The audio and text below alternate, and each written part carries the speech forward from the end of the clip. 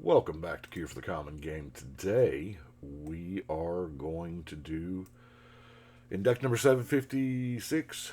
It's Gretchen Titchwillow because we haven't done Simic lands before. Uh, for 4 mana, draw a card. You may put a land from your hand onto the battlefield. Now, I was really disappointed when I saw this particular legend.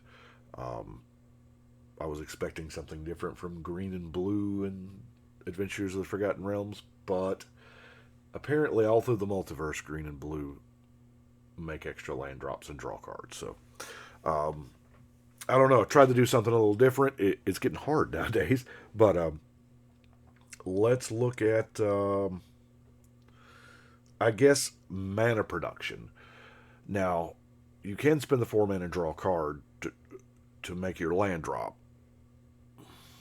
but we've got to have mana to do that. So, I tried doing categories here, but we're just going to start. Brainstorm, just all around great card. I like Wizard class because you have no max hand size for 1 mana. That's pretty decent. And then that last ability, whenever you draw a card, put a 1/1 counter on target creature you control. That's pretty decent. Then we have the things you would expect. Zimone, drop more lands, draw more cards. Growth Spiral, Eureka Moment, Urban Evolution, kind of do all the same thing. Draw some cards, drop some land. Coiling Oracle, Explore, Rites of Double Meat. Teferi's Ageless Insight is really good. It works with the commander. And then Tatiova. All of these cards we've seen before. I'm trying here. Now for other, we're just going to go with it. Quandrick's Apprentice. You know, you look at the top three, you can land and put it in your hand. There's an advantage. Well, I don't know advantage is the right word. There's a difference in ramping a land from the deck to play than actually getting to play the land. I don't know that I fleshed that out enough, but playing lands is it's a good thing as well. And we do still have the Cultivate, the Beanstalk Giant. The Beanstalk Giant is just an amazing card anyway. It ramps you, and then late game you get this big beater. Parcel Beast, love this. I mean, you ain't got to mutate it, but just 1 mana. Look, if it's a land, you get to drop it. Oracle of Moldaya gives us 2 land drops a turn. Azusa gives us more land drops a turn. I love the Druid class as well. Land enters the battlefield under your control, you gain 1 life. The level 2, 2 lands a turn. Kamal's Druidic Vow. I mean, we got a lot of legendary stuff anyway, right? And a lot of lands. We're playing way heavier than normal with lands. I want to say 42, 43, somewhere in that range. Veteran Explorer is good. He's always dies early.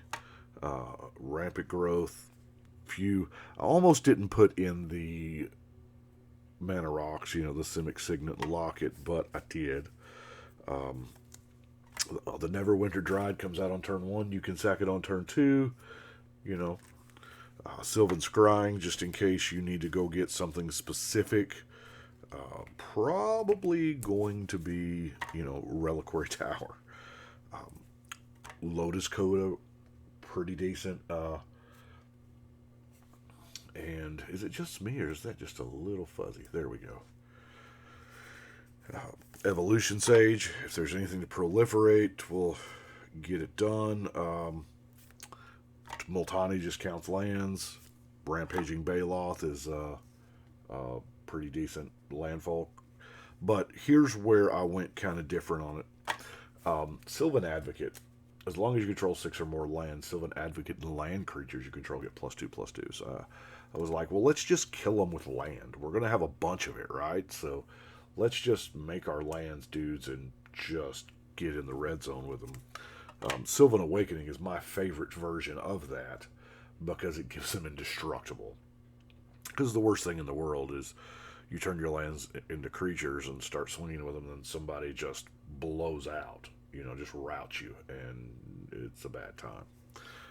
Awakening of Vitu-Ghazi. It's beautiful. I mean, you just turn in the land and do a 9/9. Waker of the Wilds, just turn it into X. Yeah. Nissa, Stewart of the Elements. Her ultimate, with as much mana as we have, we could it's not out of the realm of possibility that you just cast it for 8 and do the ultimate. And then we have Joel Ray, Empress of Beast, to 3/3s. All lands target player controls. Now, what I love about Joel Ray is it can absolutely hose the player that is playing the board wipe. She's untapped, not sick. You spend some mana, drop 2 cards, and with their Wrath on the stack, turn all their lands into creatures. Hoses them. It also gives you a ground force anyway. But I'll be honest with you, I was feeling a little so I put a Plow Under in there because nothing annoys worse, right? Not only does it set you back 2 land drops, it sets you back 2 card draws. So, I mean, Plow Under is a very, very good card. Frozen Ether. Y'all know I've been kind of sprinkling this in decks here and there. Kills haste, right? They're not going to... But I already had those 2, and I was like, you know what? We're doing it. Stasis. So, you got to spend a blue mana turn to keep Stasis around. No, I don't have the quote-unquote infinite Stasis, with the Instill Energy on the Bird of Paradise, or a Capsize that you keep buying back, or something, I just have Stasis. And Mana Short, good card from way back. Just because a lot of times you'll want to play Stasis and somebody's got 15 untapped mana. Well, no, you're going to tap out, and then I'm going to play it. Of course, Mana Vapors is a 1 turn just for lands. I know that's not a real popular strategy, but I'm trying to find something different with lands matter, right? We have Wilderness Reclamation, which is absolutely beautiful with Stasis because it happens at the beginning of your end step. Yeah, right. So you've got the blue mana untapped to keep Stasis. So I guess technically that is quote infinite Stasis. You happen upon a Glade. Get 2 lands to your hand, or regrow a permanent. Wonder, we like to see Wonder in the yard, mainly because I would love to have flying lands that are attacking. That just sounds like something I want to do. Diplomatic Immunity and Shielding Plaques are just there to protect. Vitalize, because if our lands are creatures, there's a... now keep in mind, if your lands are creatures, Summoning Sickness does apply, but there's a chance to double up mana production here, right? Or to tap for mana, cast spells, and then Vitalize and swing. So, Overrun, getting that trample. Black Blade Reforged, it's not a bad card for a land dump deck, right? Now, Sprouting Vines, I've been kind of so on for many years. But we want to make those land drops because we have enough cards to make, 4 or 5 land drops a turn if we get them. And you're going to run out of lands in hand. So, Sprouting Vines, I love it because there's always like that instant battle on, we won't be involved in it, obviously, but, if there's a counterspell we're going, hey, I'll wait till all that's done and I'll Sprouting Vines go get me some lands put in my hand. Do have a little bit of removal. I consider Trigon Predator removal because, Artifact or Enchantment, it does have to make contact, we have the Return to Nature, Corrosion Grip, Negate, Counterspell, Devastation Tide. non-land permanents to their owner's hand. This is not bad because a good chunk of our permanents are going to be lands. And then Washout. Washout doesn't see a lot of love. It is a sorcery, and I think that's what hurts it in popularity.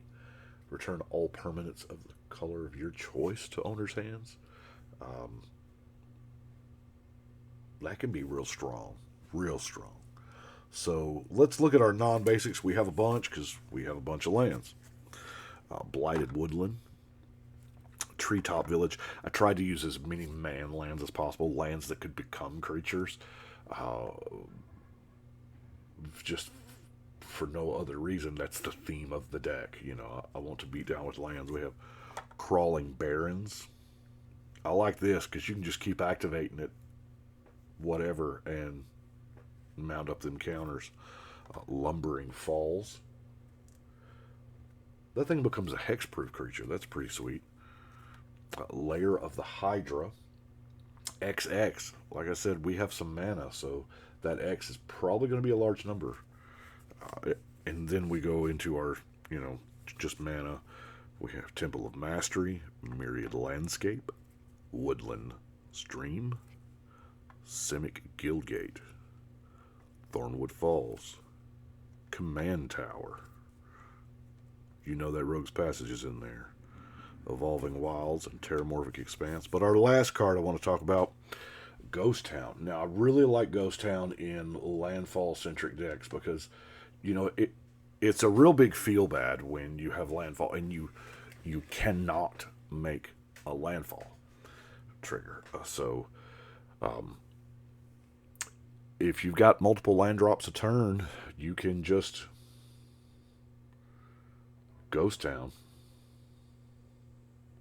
You can play it every turn. I mean, you can't do it just on your turn because that last line uses this ability only during another player's turn, but you can play it every single one of your turns. It's not bad. And that is Gretchen. Tried to do something different because they are printing very similar legends. So that is what we have got for Gretchen today. So let's go ahead and put 756 on the wall. We're done with it. And y'all will see this particular outfit quite a bit because this is recording day today. So I'm going to be doing several videos. So don't freak out in 3 days when I'm still wearing the same thing. I do appreciate y'all watching. Y'all let me know what you think, and we're going to go ahead and shuffle and cut.